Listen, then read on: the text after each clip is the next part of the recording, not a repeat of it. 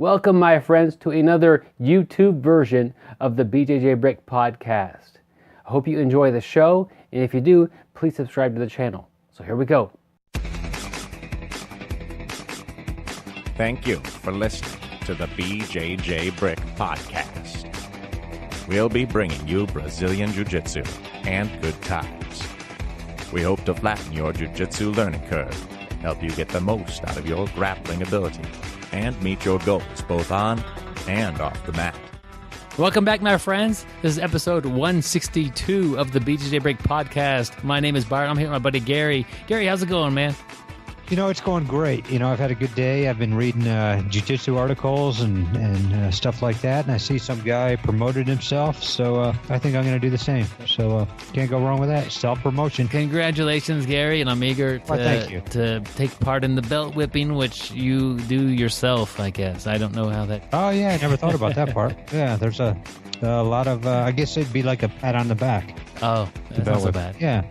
That's a little less hazy. Less hazy. True. Well, I'm excited today. We've got an interview with Rodrigo Pinheiro. Packed full of great information. He definitely shares his story and talks about competing, and he also gives lots of great competition advice. So stay tuned for the interview with Rodrigo Pinheiro. Yep. Hey, speaking of great competition advice, check out Byron's audiobook.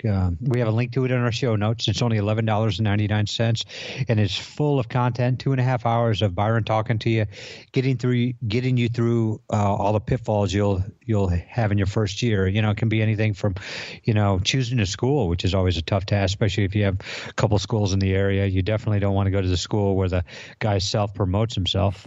So you want to stay away from that one, and, you'll get a bunch of great advice there. But we have a link to it in the show notes, only $11.99. The money from the audiobook goes directly to the show to keep this show afloat, as Byron says, to keep the brick afloat. So definitely check it out. It's got some great reviews. Yep, thanks, Gary. And the brick is currently, it's in the water, and it's treading water the best it can. We got floaties on it. We got floaties. But we do appreciate all the support. And really, with that audiobook, I hope that it helps you out. We've got good reviews from it, and I think it has helped a lot of people get through that first year of their training. Another thing you could do, if you're interested in not missing an episode of the BJJ Brick podcast, swing by the website, or you could swing by the Facebook page and put your name and email address in the little form there, and we'll send you out an email once a week with all the show notes, all the lists and things we talk about. It'll have this week. It'll have a link to Rodrigo Pinheiro's website and that sort of thing. It'll have a link to the article of the week, and also a place where you can go find the audiobook. So it's just everything's kind of nicely put in there and then sent to your inbox. So it's easy to find. And also, of course, a link to the download of the podcast itself, if that's how you want to download it. Hey, and make sure you give a shout out to your coach. We are having a contest for the first ever annual BJJ Brick Coach of the Year. This is our third year doing the podcast, and Byron came up with a great idea to have a Coach of the Year. So basically, send us an email, bjjbrick@gmail.com, or hit us up with a message on our Facebook page, BJJ Brick, and let us know what your coach has done for you. And think about it. You're trying to have your coach win this contest, so definitely put in what he has done for you. We're not necessarily looking for, somebody who's won gold medals at all the competitions. We're looking at somebody, as a great person who's maybe helped you out, turned your life around, and, some of these inspirational stories. And so far we've been getting some nice submissions. Hey, how's that go? Very nice. Yeah, that goes along great with BJJ. But we've been getting some great submissions from our listeners there. And think about it. So the more you put in it, and the more you talk your coach up, the better chance you got. So think about, as you're writing it, that the more content you put in there, the better shot you have of having your coach become the 2016 BJJ Brick Coach of the Year. There we go. Gary, maybe we're thinking about, this is going so good. We've got a lot of great coaches submitted to us already, but maybe this will be Coach of the Year, every month. Huh? Is that a terrible idea? Well, we'd have to call it Coach of the Month, not Coach of the Year. Well, it doesn't have the ring to it either. It would be a lot about our listeners because, the first couple of weeks, I don't think we got any submissions still here the last couple of weeks. So, we'd have to make somebody up if we couldn't get a bunch every week. Or it just might be like, if you go to a tournament and you're the only one in your bracket. So it could be that way too. I think the year is a better idea. I agree, and I'm just messing with you, Gary. Kind of like you did last week. Kind of like I did last week, which was a great time. Speaking of last week, Gary, our interview with Alex Ecklin, it brings us to this week. To the quote of the week, and thank you, Byron. You're a very humble guy, and I appreciate you letting me take care of the quote this week. But like Alex says, there are two types of people: those that are humble and those that are about to be. There we go. We'll go ahead and play this little clip, and Alex will explain why he likes this quote so much. Yeah, I have a really, good quote. I have, so many good quotes, but my favorite one, it's one that I try to live by every day of my life. And this quote, it proves jiu-jitsu, so, it proves jiu-jitsu correct so well. The quote is, there are two types of people in this world, those that are humble and those that are about to be. And I love the quote so much, and I really try to live by it. And how have you seen that on the mat? You see it all the time. A guy that comes in, he or she thinks they're greater than they are, and then surely they experience, a little bit of the humble pie. They get humble, especially if they stick through jiu-jitsu. And, if they're the type of person that leaves jiu-jitsu, that quits jiu-jitsu, that's them acknowledging that they were not greater than they were. So in essence, they're getting humble through them quitting jiu-jitsu, So in my opinion, being humble is one of the highest qualities a person can have. And again, it's something that I try to be as much as I can. And I think, if everyone was humble, things would be, running a little bit smoother. A lot of times conflicts and things come up, because of people's egos and because people, power struggles and all these things, And I really love that quote. Yeah, that is a good quote. I've never heard that one, and I see that as well on the mat. We are humble, but we jiu-jitsu practitioners are also confident, to where we walk around and we don't we have faith in ourselves and ability to do things. But when it doesn't turn out our way, we're not shocked. We're not surprised that and feeling defeated. It's part of the learning process, and it's just something to learn from and move on. Yeah, absolutely. Yeah, what you said is great. It's, again, not to mistake, of course, confidence for being, for humble. One of the greatest things jiu-jitsu can do for a person is give that person confidence. Jiu-jitsu, gives you so much power. When you can, on a small scale, you're doing a cross stroke from the mount. On a larger scale, you have another human being's life in your hands. It sounds crazy, but that's what it is. And it gives you this confidence that you can not only defend yourself, you can control other people or even defend other people if it needs to be. And because of this confidence, I think things run better. You don't have to prove yourself, like many people think they need to, by getting into some confrontation or by getting into a fight or by doing negative things. Absolutely. I like that quote, and I'm glad you shared it. All right. I want to thank Alex for that. And it's just, it was great. If you missed the interview with him, go back and check out last week's episode, and you get to hear that. He's doing some very interesting things there in New York and the way he's running his gym. And just check that out. And such a great quote. Haven't heard that one before. And we definitely haven't had that one on the show. And it's true. People who aren't able to be humble often will get humbled, and it's a lot bigger or a drastic of effect on the way they perceive themselves. So I think that's one good thing about jiu-jitsu is it does humble us pretty regularly, and it makes it off the mat. You're also more humble because you're vulnerable to different things. Yeah, I remember when I first started, it was a very humbling experience. I remember walking in that gym, looking at some of these guys and be like, oh, this is going to be a cakewalk. I've watched the UFC and I work out all the time. This is going to be an easy one. And boy, it was humbling. I was twisted, tied up, submitted from every different position. But I'm a stubborn person, and I guess I don't quit very easily. So I just kept coming and learning. So and it's been a long journey so far. Yes, you do, Gary. You just being humble and also being resilient is another one of your characteristics. So those are two great qualities. Can you say that again, Byron? I just want to record that. Okay, hit the button there, Gary. Gary is not only average looking, but he's really average looking for his age. Oh, there you go. That's a nice one. I don't know if that's a good compliment or if that's mean. I think that's mean, but I wouldn't expect anything less from you. Oh, Gary. Well, this takes us to the article of the week. I hate to just keep dogging on each other here. I guess I'm doing most of that. The article this week is Understanding the Half Guard in its Most Used Variations. And it's from a website which I've never seen before. It's bjj-usa.com. So kind of found this place I've never been before, and I started checking it out. And I think the article has some stuff in there, but maybe we'll just talk a little bit about half guard as well. But it just, Gary, what do you remember when we first started learning half guard? It was awkward to me. Back in the day, it seemed like half guard really wasn't used that much. It was just like open and closed guard and mostly closed guard. I know when I first started half guard, I had trouble with it. I really started drilling it. I met a guy who really liked the half guard and made it work, and I saw how it was working for him. So I kept drilling and drilling and drilling it, and pretty soon half guard became my guard. But it was awkward at first. I wasn't.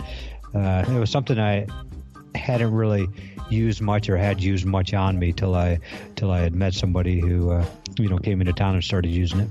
Yeah, and basically, Gary and I were talking about this article. It has 3 basic variations, and I think that's good if you don't really have much of a half guard and you want to pick one up, to kind of look at it like that, kind of break it down into, well, what basic ideas can I do from this? And it has standard half guard, deep half guard, and then what kind of made Gary and I both kind of laugh a little bit because we'd never have heard of this is double triangle, which this is really just lockdown. They're calling it the lockdown. I actually had to read it. I was like, how are you going to double triangle somebody? I never heard of that one before, but they call it the double triangle, which is I guess just the same as the lockdown. Yeah, I don't really know why they called it that. I've never heard that referred to it as that, but so I think this is a good way to break down any guard. What are the common ways that you work from it? And the standard half guard, of course, you're going to have your underhook, and you're going to try to get on your side and work from there. It's primarily a sweep position. I think that's basically all of the half guard. Deep half and the double triangle or the lockdown. You're looking to sweep your opponent more or less. I mean, there's obviously submissions from there and different entries into to attack positions, but the main goal seems to be to sweep. And of course, like the same thing, main goal for that on top is to pass. And you can set up your submissions from there, but usually people are trying to pass the half guard. So standard there. When I first saw the deep half guard, I didn't think it was very good. I like, this is really weird, and it took me a little while to kind of try it out and to experiment with it to where I'm comfortable with a deep half, and it is probably one of my stronger sweeping positions. Yeah, it's definitely one of your stronger, and it's funny. I've never really become a deep half guy. It seems like everybody really got in the deep half. I never did. I've stuck more with a standard half guard, and my favorite is going from the standard half guard to a half butterfly guard. But we all have our what we like, and you do have a very solid very good deep half guard. I'm not going to say solid because it's better than solid, but it's just one that has never really worked great for me. I'll keep working on it and get better at it, but it's not my go-to right now. Here's the reason I think I ended up gravitating towards the deep half is because, to me, half guard, the standard half guard, or your double triangle lockdown, basically with the 2 legs on the one, that can be a very grueling position. A lot of pressure is applied by the person on top, and it can be a place where you have to tough out a lot of a place you put yourself into in order to get what you wanted. And I found the deep half to be a place where there's almost no pressure if I can get to the deep half. That's the hard thing. The hard thing is to get to deep half. Once I'm there, the sweep usually just happens. It's a very hard spot to defend. But granted, I'm not up against world-class grapplers, but most people who I grapple with are aware of deep half and how to defend it. But just getting there is the main thing. Once you're there, you go to sweep. But once I get to deep half, there's really no pressure. They're not able to smash somebody that's like under them so much. And if you're doing it wrong and you're feeling like there's a ton of pressure as you go deep half, there you go. You need to make a couple adjustments and probably look up. You put your head on their leg like a pillow and look up towards them, and that's like the most common error I've seen with deep half. You shouldn't be getting smashed because they can't smash something that's that close to their. It's like if I put my phone rests in my pocket, Gary. And it's in my front pocket. Is that what that is? Yes. But if I put an apple in my pocket, my front pocket instead of my phone, I couldn't smash that apple with my body because I can't smash that area. And that's really where your head should be when you go deep half. Area that's just, you can't crush that spot. And if I put the apple a little further away, I could lean into it and put some pressure on it. Maybe I can bruise it or so. I'm not that strong of a guy. But I don't know. I'm just trying to describe common faults with deep half guard, and people complain that they get smashed. I would say you're generally not doing it right if you're getting smashed when you're trying to do your deep half guard. Well, I noticed like the guys from your gym, you guys are all deep half guys. Every time I train with somebody from your gym, right off the bat, I'm caught in deep half. And so I know all you guys do have really good deep half guards, and a lot of times it does lead to a sweep. And but it's like I said, it's something that I haven't used much, but I know when you're working it, you're always trying to go there, and it's a very solid move. There we go, Gary. We could talk a little bit more about half guards, but I think we kind of covered some basics of half guard. Check out the article, and of course, if you're wanting to learn about. I think the lesson here is if you want to learn about any guard or position, try to break it down into like 2 or 3 segments, and that way you could I'm working on not just half guard, but I'm going to work on my lockdown half guard, and then that will help you tremendously from just trying to learn 100 different sweeps from half guard. Okay, I need to learn sweeps from lockdown half guard, and that's going to be what I'm working on. So yeah, it should help. That's what I started with. I normally just work as they call it, the standard half guard. I just call it half guard.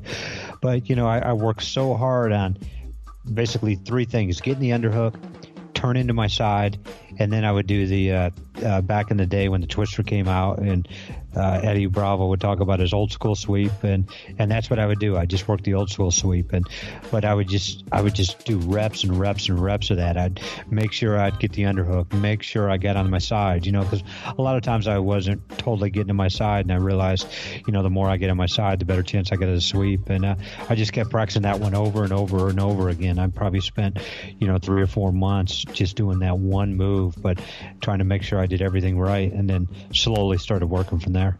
Yeah, there we go. And Gary, just talking to you here, of course, nobody else listening. That's why I don't pass your guard a lot to my left, because I end up in your half guard, and I have a lot of trouble passing that. So I try to pass to my right, where I think you don't play as much half guard, and I don't get stuck there so much. So that is true. I am better on the left side.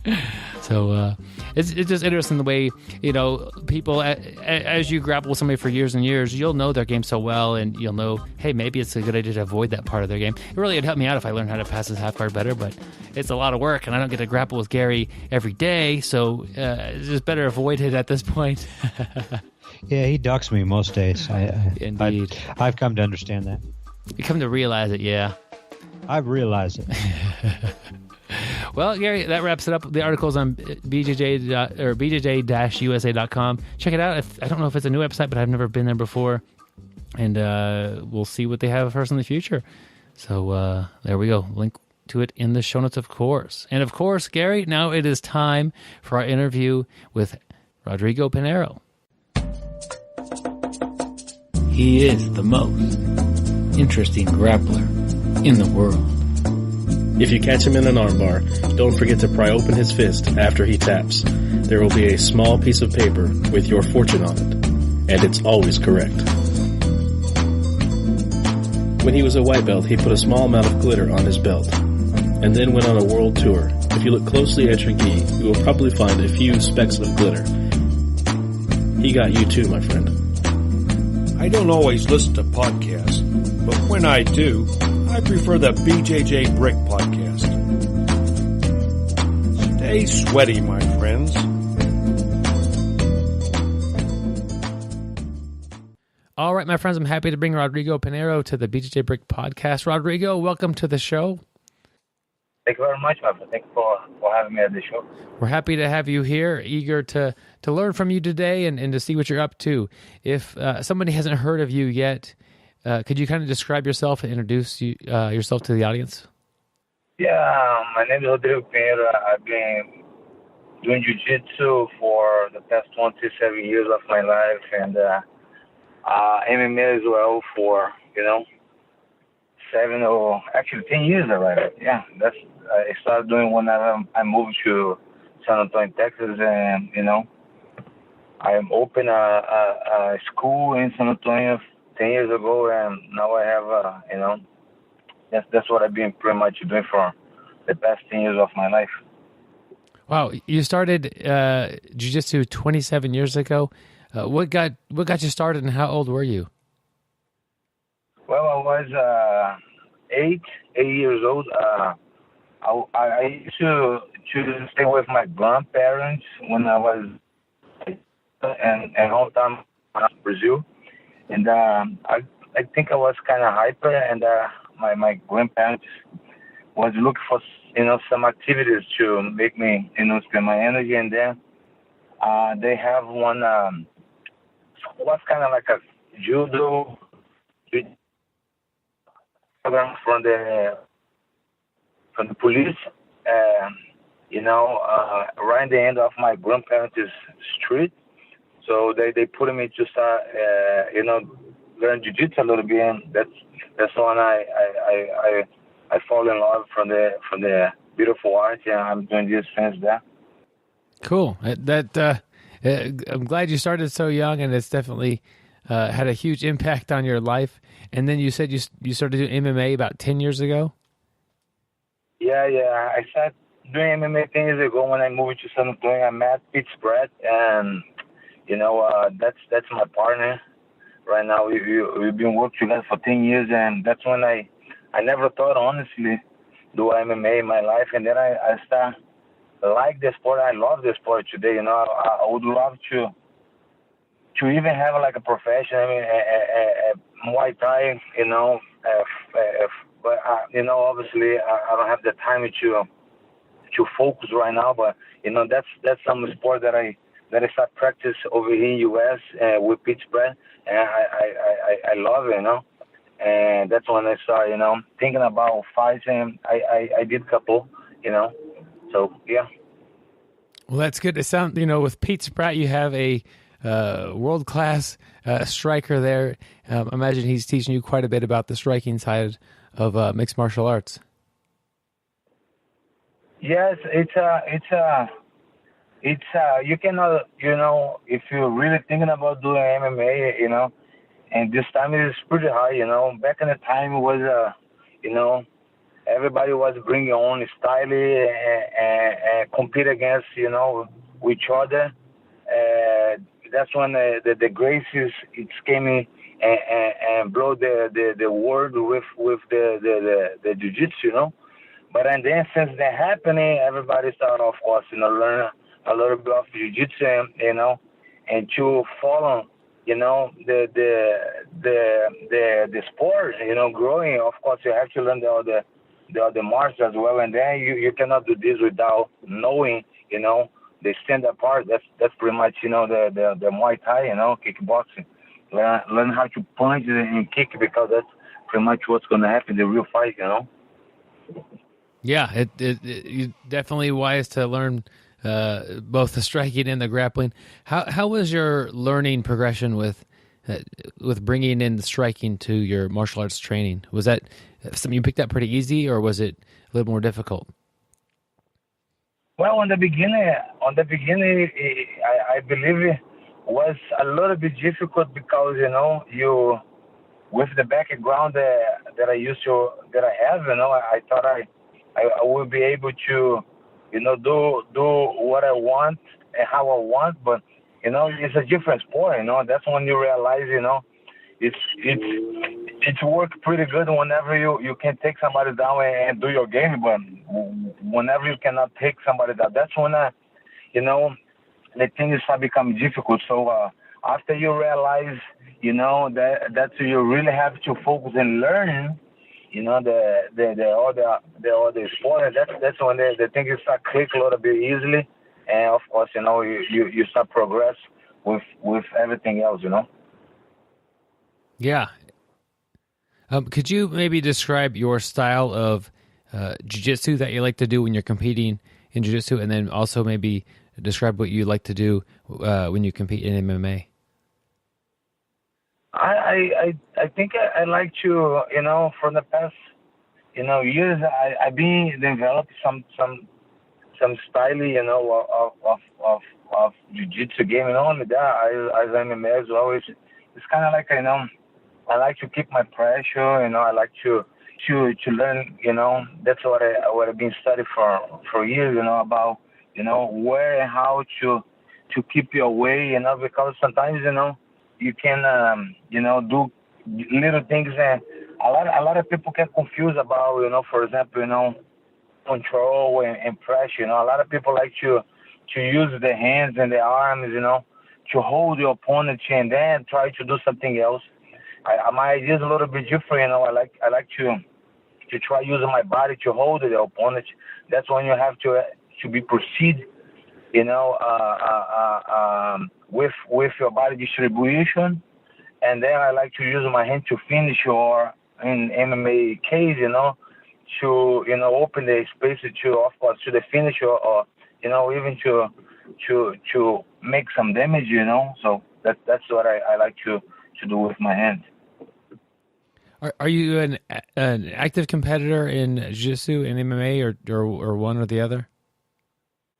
Yes, I still competing. In 2016, competed the nationals. I competed the Pan Ams. I got a first place in the national. I got a first place in the Pan Ams. I won Pan Ams. I don't know, like 3 or 4 times already. I still competing. Yes.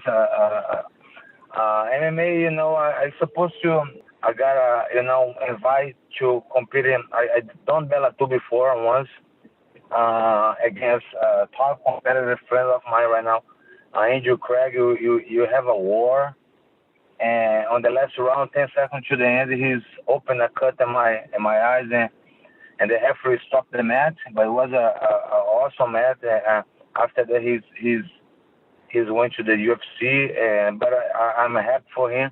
And I supposed to do it again, the Bellator, but right now, I'm expanding the school. I bought a land like 3 years ago, almost 4 years ago, 2013, and then I'm about to start the construction of my place. Right now, I have 3,000 square footage of space and my gym, and we're gonna start building probably in January or February. 10,000 square foot facility. It's gonna be a huge place that I'm gonna be able to do everything that I want. So right now I'm kind of focusing and the other part of the school, to expand. Right now we have a lot of classes that is pretty packed, and I have to figure this out right now to don't let anybody get hurt or anything like that inside the place. Yeah, in your new school you're working on will be in San Antonio. Yeah, this is San Antonio. It's right beside my place. I bought a land right in the 604. Yeah, it's right beside of my currency place right now. So I'm not gonna move away. It's right there, and that's what I gonna build. This is actually, it's been always my dream is when I move to San Antonio, have my own place, that I can expand my programs and still, bring a good quality, jiu-jitsu, and help the community, the jiu-jitsu community. So that's my main goal. Yeah, it sounds like you have been there for a while, and you've had the school you have now, and it's just grown enough to where you're wanting to get a bigger facility to hold everybody. Is that true? Yeah, that's true. The school is being grown every year, thanks to God. I've been pretty blessed to have the support that I have. My wife, my parents, all of my students, when I moved to San Antonio, I did not thought about create a school, a team. My team is family. Everybody is pretty, family. You really care about each other, and that's what the way that I want from the beginning. And you help each other. Even right now in the construction from the school, I have a lot of help outside. The school as well. They came from inside. So I could not do what I do without my guys, for sure. That's for sure, and that's been a pretty blast for me. Yeah, you're talking about your team there. You have a very successful team. Could you maybe describe how that's came about and how you have such a great team? Well, I think the results of the successful team I believe is the way that I treat it and the way that I put myself, from then I believe it. We always have respect for each other, have respect for them, they have respect for me, and I truly give my heart from there. It's been a pretty honestly trading. It's that's how I see any relationship. If you give yourself 100%, you gotta respect, expect to receive it back 100% for the other person as well. So I think that's what been happening inside of my place, and that's how it is. We take care of each other. You look out for each other, and you don't fight alone. You fight together. That's the main thing. Whenever you're gonna go to fight in any place, we don't fight together. It's one inside of the mat, but outside the mat they have 100. Look for you, and that's how it is. I look for my guys. If I have to scream and fight, from there, I done so. We're gonna keep it doing from there because they fight for me. So that's a trade. You gotta fight for each other. Yeah, that's a good way to support the team, have them support each other and everyone working together. Do you find it difficult to be such a great coach and also a competitor, or do the two things go well together? Is it? I think that's definitely you gotta have a combination of a good competitors and a good coach. The coach is gonna give the direction of what you do and how to do it. It's easy. It's pretty easy. And this time you lose your focus. For anything. Especially over here. You have so many. Everybody's so independable. Any a 15 or 16 years old, kids, they already have a cars, and then they go to the schools, and then they met a girl. So even the adults, of course, they have kids. Even the little kids, sometimes they have extra activities from the school. So it is a big challenge. You keep this together. But I believe you've been doing such a good job with that because the way that I put myself, I believe, the way that I present myself for not only for the kids but for everybody else. I try to give the best example ever from them, and I believe they capture the idea pretty well. For what it is. It's Jiu-Jitsu. For me, it's not only a lifestyle, or for me it's not a job. It's a life. It's how I wanna see myself getting old, and that's how I wanna see everybody around me getting old. Health. Live a good lifestyle and enjoy your family and enjoy each other. And be happy. That's the most important. I believe in life you have to be happy no matter what. And sometimes it's hard, but I believe with a good positive attitude and with a good environment, this is possible. Yeah, that is a great attitude to have. You've been in Brazilian Jiu-Jitsu for a long time, and you've seen a lot of changes. Could you maybe tell me about a couple of the changes you've seen in Jiu-Jitsu and what you think of them? Well, I see a lot of a style. That's the results of I think the the progress of anything. Like sometimes you see a lot of change, a lot of stylism is coming up, a lot of kids that was kids now they teenagers become adults, practice with different type of abilities, like flexibility, strongness, you know what I mean? So yeah, that's one of the big changes that I see. They start creating a different type of stylism, and the jiu-jitsu world, so many other like competitors and professionals actually, tournament. They start, you pay money from the competitors, so that helps definitely grow the sport as well. Whenever you do something for fun is one thing, but whenever you get paid, the mentality changes. They have to change it because at the point that you start get paid to do something, you're not an amateur anymore. You're a professional. So the mentality is changed as well. What they like, of course. Everybody like to be rewarded for your work. So I believe that's all the amazing and good things that are happening. They be happening more often. Yeah, it's interesting. Even just recently, in the past couple of years, a lot more smaller tournaments or matchups have come about with prize money.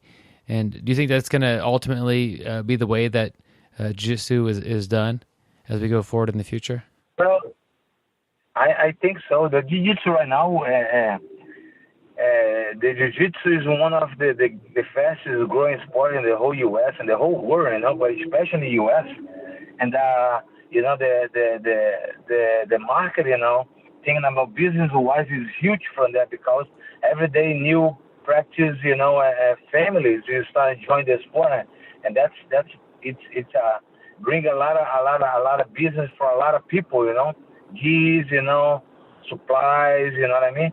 So that's definitely gonna help bring it up the new practices, the athletes as well to bring sponsors, because it's definitely, it's really hard. You do something and pay out of pockets, especially if you wanna, for example, for us in Texas, if you wanna competing against, the best, you have to travel, So it costs a lot of money, So that's definitely helps, especially who's living far away. From California, a little bit different, you know what I mean? All the big tournaments that are happening there, all the big companies, the sponsors there. So for us over here, is a little bit different. So for us, it's definitely is a huge help, and help, open the eyes from the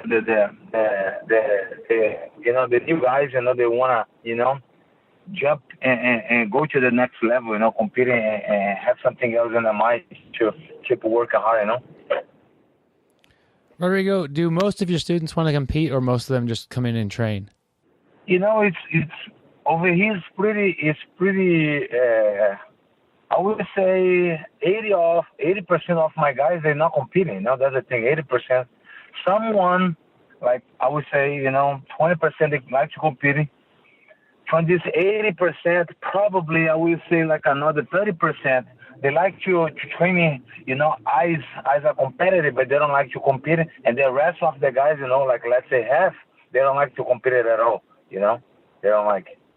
So it's kind of like, it's funny because, it's someone that likes to train as a competitor, but they don't like to compete. And of course, I that's something that I never do. I have a really nice and thanks God, pretty successful team. They competing, but I don't force anybody. I always ask whoever want to be part of the team. I have a competition team, so whoever want to be part of the team, you have to volunteer yourself. I never force anybody. I think that's one of the main things as well. I think everything that happens, especially with the kids, sometimes I see a huge potential in the kid, but I ask them, you wanna maybe try this? Sometimes they say no, sometimes they change their mind, and they come back and keep the practice, So I never tried to force. I have a lot of stories like this about kids. They came to the gym sometimes, be shy, and leave after a year or two, come back and they compete and they become like pretty successful in the competing world. Do you think that competing helps students, or does it, or what benefit does it really give them if they do that? Well, I think the most that you can take away from the competition is I believe that is the self-confidence. You know what I mean? Because sometimes, like I always say, you see a huge potential in the kid, but they don't have the confidence enough. But sometimes they whenever they give the shot and try, they see what they can do, and they surprise themselves and they get in love for the feeling. The feeling for the tournament is something completely different than the feelings as you train at your comfortable zone. I would say that whenever you go to any tournament, you gotta come out of your comfortable zone. That's what the challenge is starting, and the feeling is different, and definitely helps. I believe they help us a lot, and this aspect, the self-confidence as well. But that doesn't mean you have to do a tournament. You know what I mean? That's all the reason that I have 4 times a year inside of my own place. I have in-house tournament, and a lot of people that do the in-house tournament, that's the people that they never go outside the school. They like to just to do, in-house, and that's fine, They have some people that never done it, but, a lot of them, they like to do the in-house, What's the main reason why you started to have an in-house tournament? Well, I think it's to see, like everything is changes in life, when the pressures come to you. If you stop and think, for example, myself as adults, you look for a house, for example, and then, somebody, tell like, I'm going to give a date to decide I leave it tomorrow. The thing is, I had a lot of pressure on you. You know what I mean? So I think the in-house tournament, they still bring a pressure that you're looking for to fix your own mistakes, but inside of your own place. So you still inside of a comfortable zone. So helps you dealing with your pressure. And then only that is going to help you, deal with your own problems. You know what I mean? So if something happening inside of the school, whenever they decide to go and compete, I can fix your own mistakes over there. So the next class, I can expose everybody from the mistakes that been happened, and then I can fix it there. So pretty much that's how I like to do the in-house tournament. And sometimes they never goes outside anymore. They never go compete in any other tournament. And that's fine. But I fix it. I fix the only mistakes over there. I don't have to that I have to leave. I still there. I fix the only mistakes over there. And I think that if you give a little bit at a time, let's say that, I think that's the main thing. Like as a adult, I believe, you like everybody knows, like as adult, the life, outside the comfortable zone sometimes is not, as a color, as a rainbow all the time, Sometimes you have to deal with things that you don't want, but you have to as an adult. Sometimes you have to make some decision that you wish you don't have to, but you have to at the moment. So, whenever you expose yourself inside of a comfortable zone, it means inside of the school and dealing with their frustrations, with pressure, but, learning with different ways to deal with that. I think whenever you go outside the box, everything else is going to be easily. You will dealing a little bit better, let's say that, with the frustrations and pressures, Yeah. It's a good way to get better, whether you want to compete or not. Doing a little in-house competition helps expose parts of your game you may not have realized needed to work. Yeah. Having done jiu-jitsu for so long, Could you remember a time, or maybe tell me about the transition of when you decided that you were going to take this more seriously and do this, not just like you say, a lifestyle. Also, it's what you do full time. Do you remember what that transition was like from when it was more of a hobby to when it was a serious thing that you were doing? Always like I grew up like this, I guess. Everything that I do, I have to go, like, they have to be right, they have to be 100%. I think I grew up like that. So when I start training jiu-jitsu, I'm pretty competitive with myself. Whoever know me, they know that I'm pretty competitive. So whenever I start training, there never was, I never trained, for fun. Even inside of the place, I always compete against myself, always. So always was a science sense when I start training was a challenge myself all the time. So I never see the transition to become too serious, you know what I mean? Because always, that, and I think what's helped me in my case, sometimes you force, the others to do what they don't want. In my case, always I love the sport, I cannot imagine my life today without jiu-jitsu, and that's what I do 24/7 pretty much. I'm in the school all day long, and I cannot go to the school one single day and don't train, It's crazy, that's what I do for a living. It's my stress release as well. So, and for me, I think it's kind of, it's a little bit different maybe. Yeah. Rodrigo, you having such a big school there, successful team, and clearly a large passion for jiu-jitsu. Not everybody has that, and a lot of times people will come in to jiu-jitsu, do it for a month or 2 months or maybe even a year, and then they quit. Why do you think people quit training? Sometimes it's maybe something is inside of the place. You know what I mean? Somebody, you see this all the time, with experience. I saw that inside of my own place. Some big guys, they like to, whenever say partner's up, they like to get a partner a little bit smaller. And sometimes the smaller get hurt. And of course, then they don't come back anymore. Or in all the situations you see, you see a lot of pretty athletic people, here in U.S., and they like to come and try. And the ego, when the partners up with somebody smaller and they get chokes off somebody smaller, they don't like the feeling. They have a lot of little things that they can push you to your limits and make you quit them. Of course, as an instructor, you have to watch everything this, even with the big guys, and try help, with conversation and they have with a lot of talk. You have to talk a lot with them to they realize this is a different sport, or even for the big guys, for example, to take care.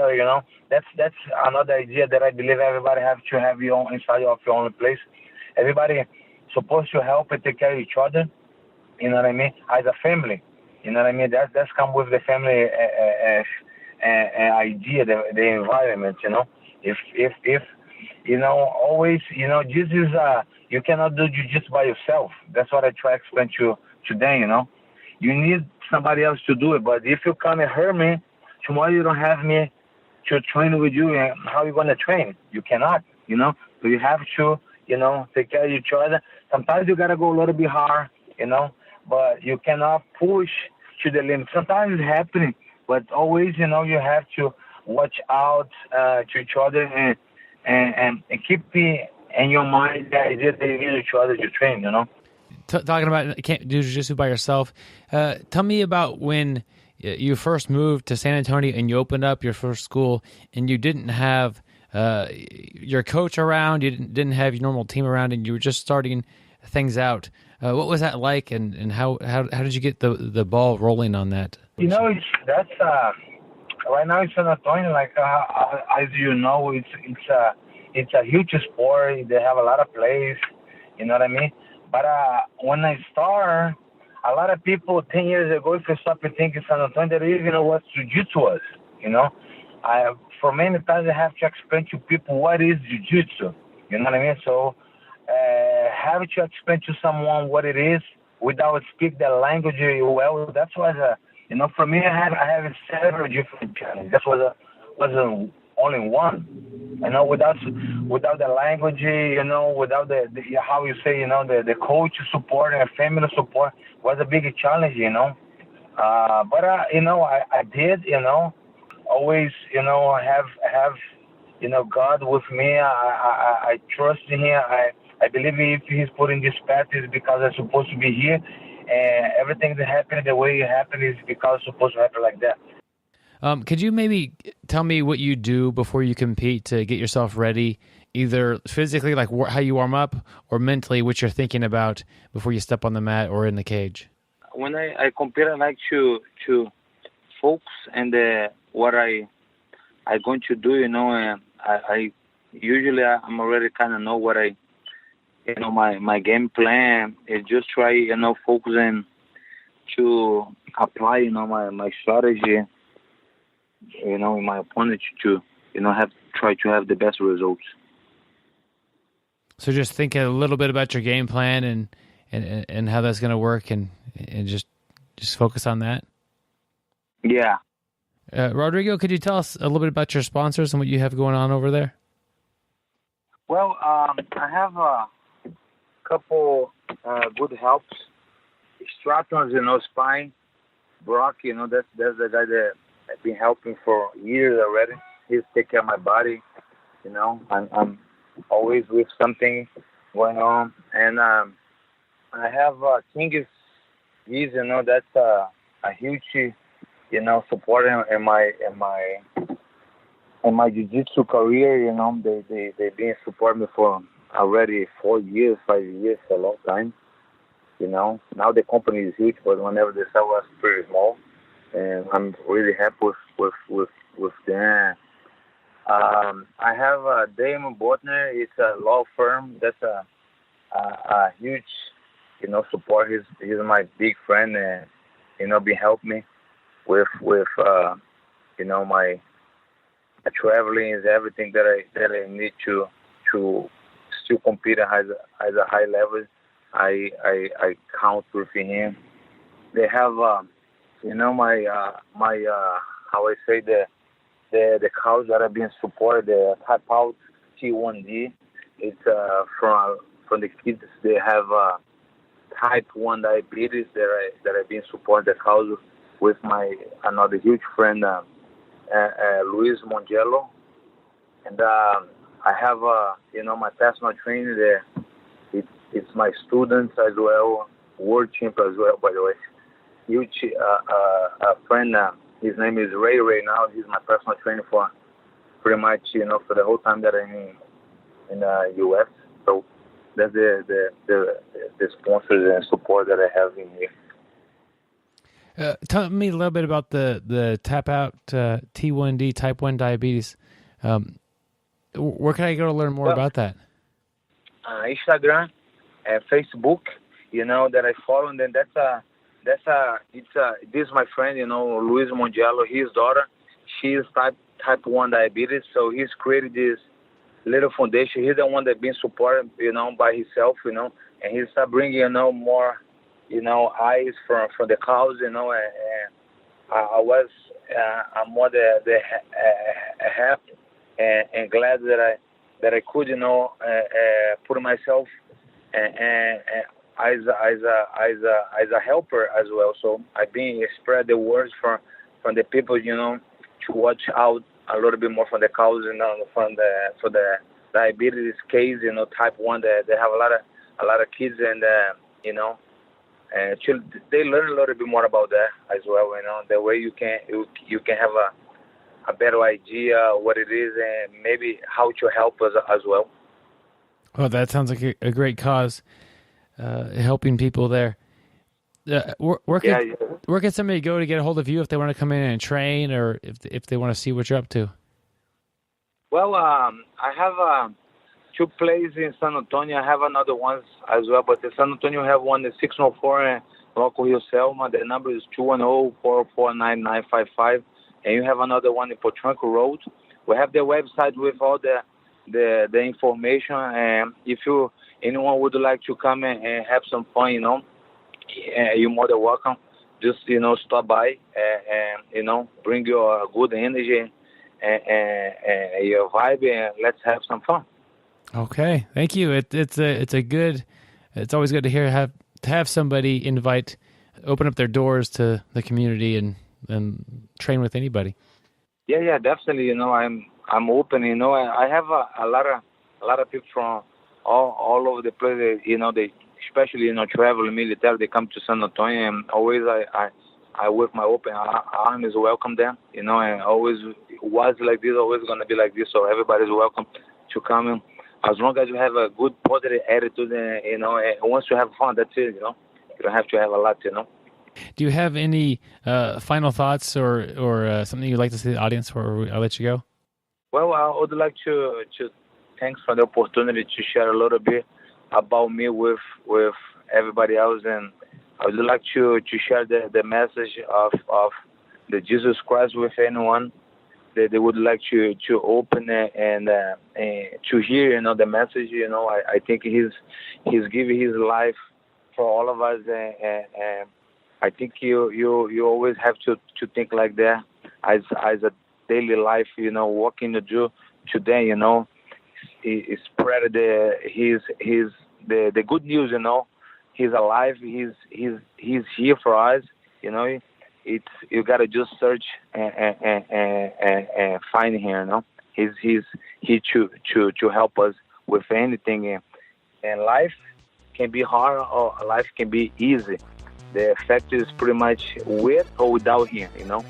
With him definitely. Life it's becoming more visible, and the problems become a little bit less pain. All right. Well, it's been a pleasure talking with you today, and I look forward to watching you compete and just keeping up with you in the future. Thank you very much for the opportunity. I look forward to see you guys on the future as well. Thank you. I want to thank one more time our guest, Rodrigo Pinheiro, for sharing his 27 years of Brazilian Jiu-Jitsu experience with us, and just learning from somebody like that who spent that much time on the mat. A lot of great knowledge coming from him today, so definitely thanks for his time and his willingness to share this with everybody. So thanks again, Rodrigo. Yeah, we really appreciate it, Rodrigo, and thank you for taking the time. And man, 27 years of doing jiu-jitsu, so that's a lot of knowledge right there. Gary, our Facebook page has not been up for 27 years, but it's been close, maybe close to 3 or so, maybe 4 years. That's closing in on 27. But if you want to connect with us, that's an easy way to do it. Go to facebook.com/bjjbrick, or you can email us at bjjbrick@gmail.com. We're happy to communicate with you guys anywhere. Check out the YouTube channel as well. We've got some videos up there. We're trying to have fun and trying to promote jiu-jitsu and answer questions sometimes and review products a little bit as well. So a lot going on different social medias. Check us out. Yep. We'll probably be there. Yep. Hey, and I also get this question a lot. It kind of made me think about it. You're talking about our BJJ Brick YouTube channel. A lot of people ask, where did you get the name BJJ Brick? What is a BJJ Brick? And basically, it's kind of like the foundation of your jiu-jitsu, the brick. You think about you're in a match and you're having some issues, it's not going your way, and all of a sudden you get a great position and you're trying to end it, and we call the brick like that one move that you're really, well, hopefully you got more than one brick, but a move that you're really, really good at that you always go back to it, and for me, that's the Kimura. I find times I'm going for leg locks, I'm going for arm bars, it's not working, or somebody's just murdering me on the mat, and I'm just having a rough day, and as soon as I get a good position, or as soon as I see that arm come away from the body, I'm not thinking about anything but the Kimura. It's like, instinct. I just go right back to it. That's my brick. It's, as Byron has said many times, it's like that one submission that you can do, or that one move that, it just feels like your opponent got hit with a ton of bricks. He just got smashed. And so that's kind of what we mean by the brick, the BJJ brick. Yep, and you need to work on those. They don't just happen randomly. Today's day and age, you're flooded with a ton of techniques online. Guys on podcasts talking about half guard when you're not working on your half guard, and just different stuff. But so you need to pick an area of your game, work on that, develop a brick, develop a weapon, develop a fundamental part to your your foundation. And if you want to know what your brick is already, maybe you've already worked on one. If you're a blue belt, your teammates will tell you. Yeah, that's the great way. What's my best move? And if they can't tell you one that you always could work well, that is always there for you, you need to start working on a brick. And it's annoying. It's frustrating for teammates because I know Gary's going to come over me, and it's hard to stop. And I can't stop it. But that just shows the strength that his technique in that Kimura. If I didn't know it was going to happen, it would be so much easier for him to do. But even with my, going into the match, I know, okay, he's looking for a Kimura, and still happens. So that's what the brick's all about. Yep, and like Byron's brick, I would have to say it is the double triangle half guard. Well played, Gary. Well played. Well, Gary, time for me to turn this back around, my friend. The music is changing, and it's time for your audiobook of the week. This is the time of the show that we're going to just kind of bring things home here, Gary, and I make up an audiobook title for you, and you've got to come up with some material on the spot. This one, Gary, I don't know if audiobook or more of a just what the heck happened, Gary, because I don't know really what's going on over there. Gary submitted his entry for the BJJ Brick Coach of the Year. One reason or another, it was disqualified. And just something about him led us to have to kick it out of the whole pool of submissions there, Gary. So I think your audiobook, or maybe the newspaper title, would be why Gary was disqualified from BJJ Brick Coach of the Year. What's up, man? Well, it's due to a couple different things, Byron. And, I think of myself as a pretty good coach. I really take pride in my students. I take pride in, teaching and how well they do. And it means the world for me. And so I really, really do care, about people training with me. Yeah, so far, perfectly like a politician. You're doing great. Yeah. Man. Really dodging it. Oh, thank you. No, but I was actually getting ready to get into my meat and potatoes of my article, or my reason I got kicked out here, my audiobook. What had happened is, and I know we just talked about it here a little bit earlier in the show, it's a two-part thing, but first, I know a lot of people got really upset because I self-promoted myself. One day I was sitting around, and like I said, I watched that video all over the internet, and I decided I was going to promote myself. I figured, hey, what an easy way to do this. So that led to a lot of people questioning my coaching ability. They weren't very happy with it. And the other thing is, we really only worked on one move, that double triangle half guard. And so what happened was, all my guys were great at the double triangle half guard. It was their brick, but they really didn't know anything else. So, a lot of the students were like, first of all, this guy just promotes himself every other week, and he's absolutely garbage on the mat.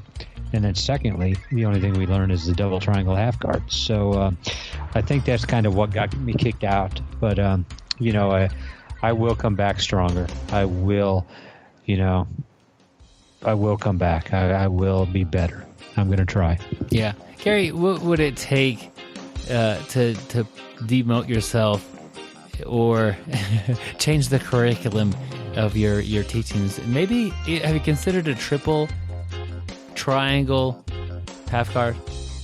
I haven't considered that because I don't train with anybody who has extra set of legs. So if I did, I might consider it. But, I don't think I would demote myself. The only way I would do that is if somebody came out and had a video online that everybody was talking about of them demoting themselves. And then I would think about it, because I like to go along with the masses. Speaking of politicians. Gary, this is going to be an interesting little book you have here.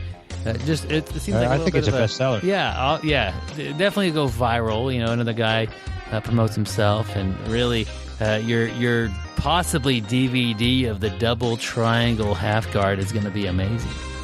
Yeah. I was thinking of putting it out on VHS. So I think that might be a little more marketable. Oh, there you go. Yep. I used to hook up 2 VCRs, Gary. I'll start copying your VHS tapes, and we'll distribute them shortly. Oh, awesome. I can't wait.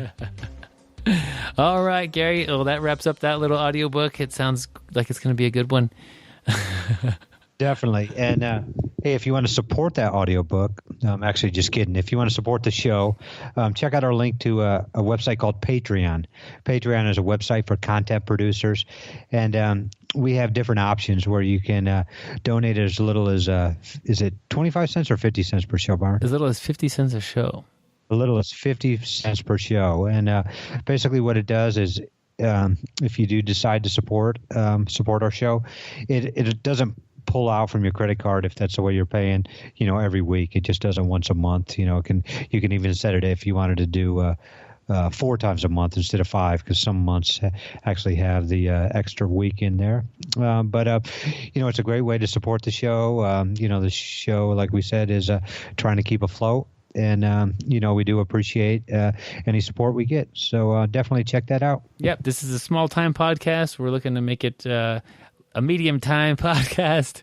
We're having fun with it. And with 50 cents an episode, after you contribute and support 15 episodes, we'll mail you out a BJJ Brick gi patch right to your house or wherever you prefer the address sent to. So, yeah, we can send it to work, too.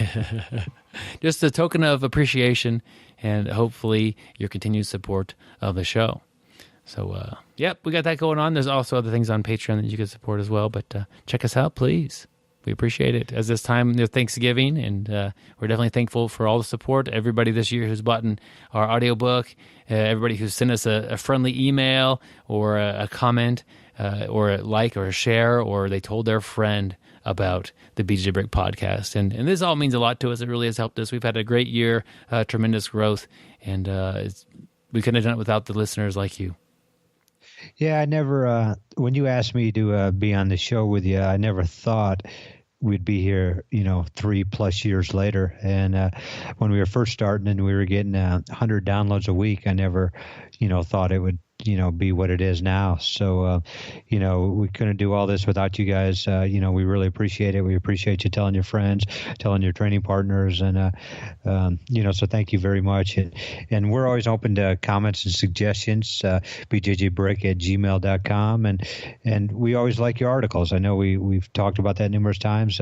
We definitely love to use articles of our article of the week from people who listen to us. So if you have one, definitely send it out. We'd appreciate it. There we go. Easy to get a hold of, bjjbrick@gmail.com, or hit us up on our Facebook page. All right, Gary. Next week, it will be our end of the month episode. And so we have a couple cool things next week. First of all, we have the quote from Rodrigo Pinheiro, who was on our interview this week. And then next week, you will not have a guest. It's just going to be Byron and I, and we're going to talk about 2 moves from each position. So hopefully help progress your jiu-jitsu a little bit. Yep, I think that's a great training method, to have a couple of things in mind from each place that you end up. And we may not, I don't think we're going to cover all positions. I don't think there's enough time. Yeah, I doubt we'll cover the double triangle guard. You'll cover that one. And we'll bounce around a couple different positions and maybe just help you, maybe if you're newer, pick some ideas of what you should be doing. And if you're a little more experienced, kind of pick some newer things, or even why this is a good training method and how it will help you progress.